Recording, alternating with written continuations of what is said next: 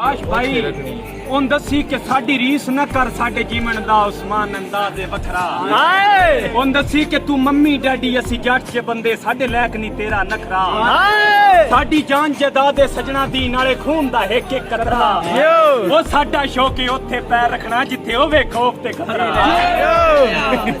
सारे सजन लगर्ज भी नहीं होंदे कुछ बेली कम दे होंदे ओ कोई सिरी होंदे खुशियां दे कोई सिरी गम दे होंदे जेड़े गम दे होण ओ नस्ली होंदे कई मतलब चमदे होंदे जेड़े चमदे होण जावेद सजन ओ तू खमारा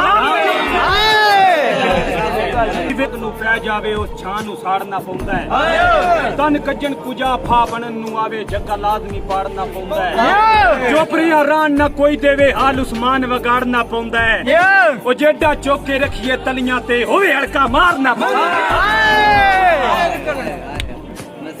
मंडी आज हमारे मर्दां दा इत्थे लोक लाली रांदे सजना तो जान नी बार छुड़ेंदे गल संगत दी तोड़ नहीं पांदे नहीं डरदे कतन शरीकां तो ला सीने धार के बांधे जेड़े लांदे मत्था मंडी वालियां नाल जुतियां हाथ तीला जदन मलंग दे आवे लैंदा वड्डे वड्डे ढोल खलारे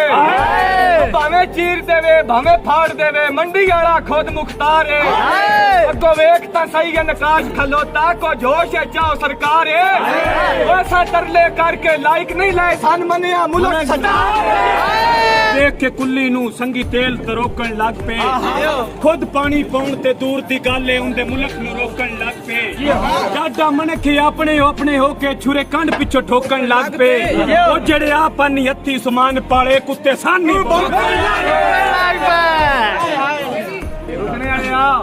आ खज तेरा कल की ओसी जो होया मैं तक लई आया भाई मार के टोर सीना तान के टोर जेड़ा आया मैं डक लई सा